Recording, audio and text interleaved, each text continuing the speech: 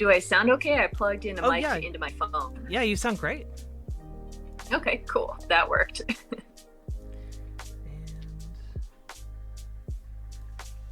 there we go. Hello.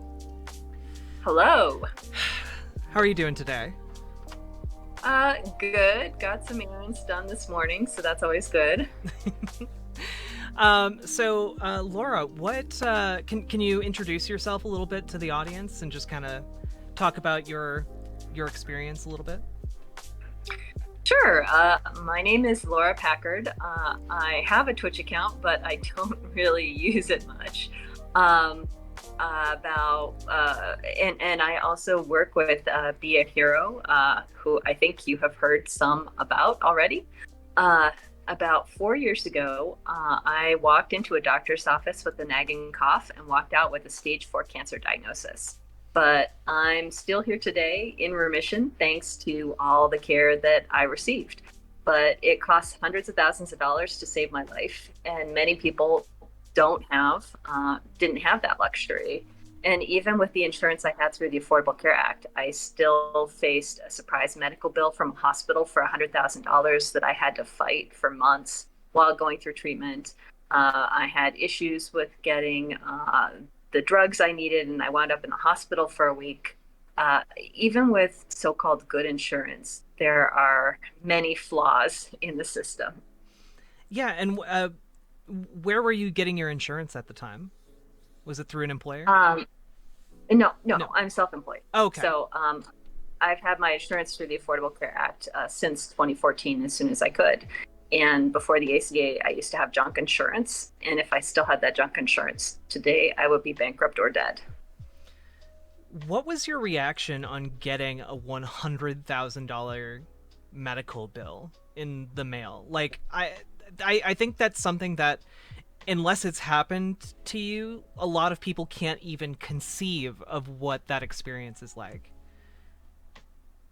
Well, at the time, I was dealing with stage 4 cancer. So this was just another, oh, fuck situation Yeah. that it's like, oh, well, I guess that's something else. Good luck collecting for me if I'm dead. So first I'm going to work on not being dead and, and then deal with this additional thing. Hmm. Yeah, and how did you deal with it, like, after the fact? Like, when it did start going into remission, like, how did that affect, like, your day-to-day life? Well, the medical bill, it took me months to resolve that. I had to write a formal appeal. I had to get my doctors to write letters. I had to figure out who at the hospital, who actually was my ER physician and stuff. Like, I had to be a bit of a detective looking through old records and trying to figure that stuff out. It did eventually get resolved. Insurance did pay it, but you shouldn't have to be a medical professional just to be able to get the care that you need. Yeah, you shouldn't And have to be a 1920s gumshoe to, like, put together all the pieces of your own care. exactly, like, I'm dealing with cancer, I'm dealing with chemotherapy, I'm dealing with radiation, and then I have to deal with this too. Hmm. Exactly. So, what brought you to, like, be a hero? Like, what resonated with you, and what brought you kind of to the conclusion that Medicare for All is the solution? Because, there, if you look around, there are a lot of different solutions out there. What makes Medicare for All the one that you've really latched onto? Well, I started working with Be a Hero in 2018, holding Susan Collins accountable for her decision to support Brett Kavanaugh for the Supreme Court. And we've all seen what a disaster that's turned out to be. And I think that all of the dirt on Brett Kavanaugh has still not come out. And we'll see as it continues Definitely to not. come out.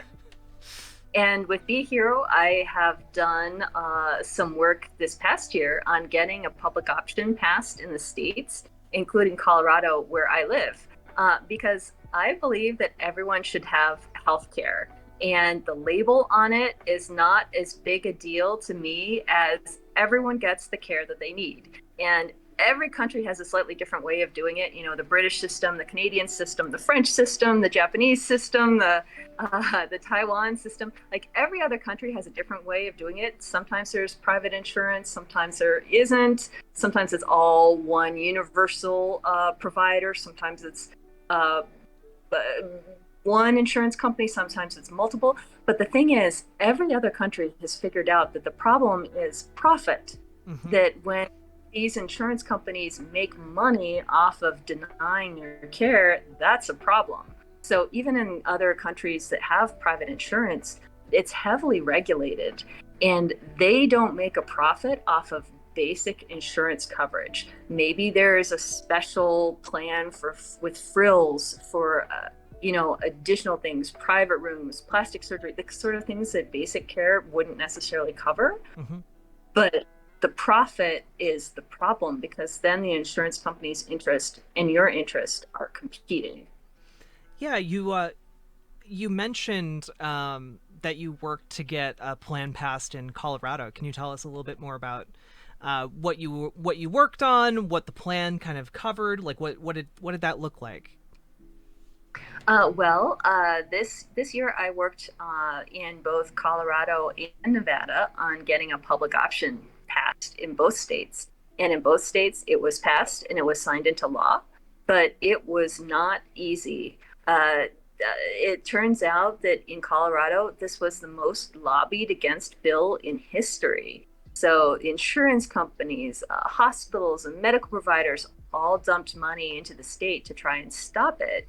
Uh, it did get through. It's not as strong as many of us advocates would have liked it to be, but it's a starting point. Mm-hmm. Now insurance companies in Colorado and Nevada are going to be forced to offer a lower cost option for people. No state has really put forth and been able to enact a true public option like a Medicare or Medicaid that's completely publicly owned and run. So what Nevada and Colorado put through is a program that the government oversees, but is provided by private insurance, that heavily regulated, and it has to be cheaper than the insurance policies already out there. So it's not a true public option, but it's a start. And also, right now, in the infrastructure bills that Congress is working on, one of the proposals to fix the Medicaid gap for the 12 states that refuse to expand Medicaid to their low-income citizens. Mm-hmm. So I'm talking Florida, Texas, North Carolina, Georgia. Those states refuse to expand Medicaid to their lowest income people. And so that's over 2 million Americans that can't get health care now. They're priced out. So Senator Warnock has put together a plan that would set up a national Medicaid-like public option. So Medicaid is run through the states. So Medicare is a national program and Medicaid is state specific. But since these states won't do their job, he's talking about setting up a new national Medicaid-like program to cover these people. And again, it's a start. It's getting your toe in the door. It mm-hmm. gives us a place to work from. Yeah, the more I like to kind of phrase it in the way of the more levers we have to push on and pull on, the more progress that we can make. Any one win in any of these sectors is something that's going to help the overall push, right? I think a lot of people tend to get really disillusioned by the fact of like, oh, Bernie Sanders didn't win the 2016 election and we're never going to get Medicare for all now. But the fight continues, and we're pushing forward in all kinds of different states. California is a big one. There have been wins on covering undocumented people with health insurance as well. There's a lot of these different pushes. So I am curious though, what in Colorado and Nevada. What do these low cost plans look like?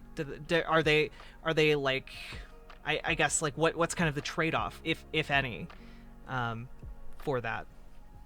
Well, that is a question. It's a little too early to answer. Hmm. There are calls going on right now in Colorado to sketch out what this is going to actually look like.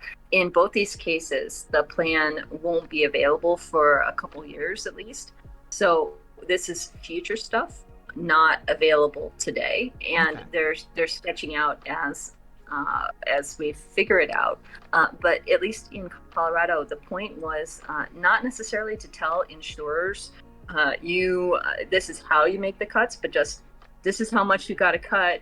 You figure it out. Hmm. So there will be guidelines in place to make sure that that doesn't come out of patients, but leaving it more towards the insurance companies to figure out, well, you're charging too much. So how are you going to lower that amount? Right. Yeah, that is one of the things that has been really worrying because health insurance seems to keep getting more and more expensive, and as we've seen just in the last year, 2020 was record profits for almost every single major medical insurer in the United States, something to the tune of billions upon billions of dollars. Um, and so hopefully this puts some pressure to, well, maybe we should make a little bit less profit, offer some lower cost plans, um, and hopefully that will work. What do you have to say to people who get kind of discouraged about the fight for Medicare for all? Because not everyone can has kind of the wherewithal, or I guess is involved enough in politics to see like the local struggles, right? Um, how what do you have to say to those people, and how would you suggest they get involved?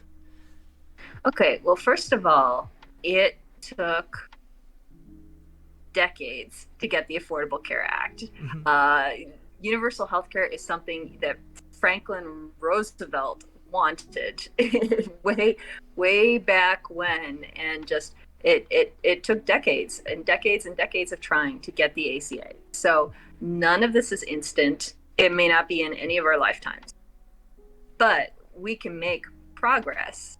And especially in the states, it's easier to accomplish something than federally, because at least right now, the filibuster, 60 votes in the Senate, there isn't even 50 votes for comprehensive health care, let alone 60. So the filibuster is a problem. There's all of this arcane issues with how legislation happens that's holding us back. So it's going to be a while. Settle in, take your wins where you can get them. And also, you can shoot for the moon, but be willing and able to accept progress. Hmm. Because at least in healthcare, even something that is not perfect is saving lives. So, I will accept every victory along the way, because every victory is hard fought, and every victory means some people will get to be alive that couldn't otherwise. So I would say keep pushing, be prepared for it to be something that you'll be working on for the rest of your life, but we Hmm. will get wins along the way. Yeah, and that kind of really ties in nicely with what you were talking about earlier about the infrastructure bill, including spending for or expansions of coverage to vision, hearing, dental. These are things that are going to benefit millions of people in so many different ways and improve their quality of life. That it is really hard to kind of quantify. Like, it on paper, it can seem really small, but it is really hard to quantify how these quote unquote small changes, these small victories, are really going to benefit people in substantial ways. Um, Thank you so much for coming on to talk with me today. I've really appreciated it. No problem. And this infrastructure bill has so much good stuff in it so far. There's lowering the cost of prescription drugs by Mm-hmm. enabling Medicare to finally be able to negotiate drug prices. There's filling the Medicaid gap. So the over 2 million Americans in red states that can't get health care right now will be able to get health care. It's making the subsidies that were in the American Rescue Plan that made ACA plans cheaper for many families. It's making those permanent, and it's strengthening and expanding Medicare to cover vision, dental, hearing, like you talked about. There's still conversation about bringing down the age to 60. We'll see what happens there, Mm-hmm. and also hopefully increasing SSI so that people that are living in poverty right now, uh, the disability community that gets supplemental income from Social Security, are able to at least be lifted up to the poverty level, because SSI keeps you, I think it's 25% below the poverty limit. It's awful what we're subjecting people in the disability community to right now. Absolutely. One of the things we're going to be talking about in the upcoming hour is how asset limits on people living with disability provide like this really arbitrary and cruel method of keeping people with disability in poverty, and how that affects healthcare in all kinds of different respects. And I really do think that a lot of people, a lot of millennials, a lot of Zoomers can kind of like roll their eyes at, lowering the age of like Medicare or Medicaid availability. I always get the two confused. But the reality is, like, lowering the age by even 5 years, like that benefits tens of millions of people in the country. That is not insignificant in the slightest. Um, Also, it shows that it can be done.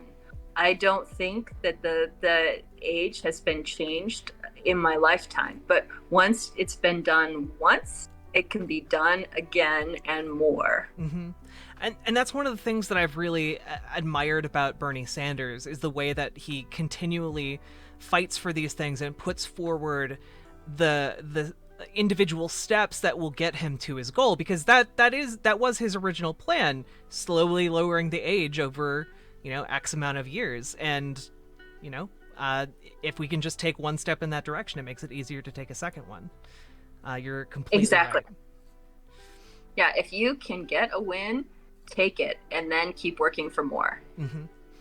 100%. Um, do you want to talk a little bit about how Be a Hero has been involved in these fights for Medicare for all, and or Medicare just for people? Well, I know that Be Hero is involved in the Medicare strengthening, uh, the the campaign that's going on right now that has a chance, a good chance, I think, of passing. If the infrastructure bill passes at all, I think, at least for right now, it's going to have the strengthening provisions. I don't know yet if it's going to have the expanding provisions, taking it down to age 60. But that's Be a Hero has worked with storytellers across the country to film them talking in their own words, explaining what it would mean to them. And we'll be releasing those soon to help pressure our elected officials. And we're also running an online petition that I think we have over 50,000 signatures so far that we're getting ready to deliver at the end of the month for Medicare's birthday. Okay. It'd be wonderful, by the way, if you can just message me a link to that petition in Discord. I can add that to our call to action for today. Absolutely. Um, yeah, Laura, thank you so much for being here today. This has genuinely been a really enlightening and hopeful conversation, and I hope it gives people out there a little bit of an idea that this battle is only really just starting, and not to lose hope just because we might lose one or two battles along the way. Absolutely. We're going to save lives. Absolutely. You have a good day. Thanks. Bye. Bye.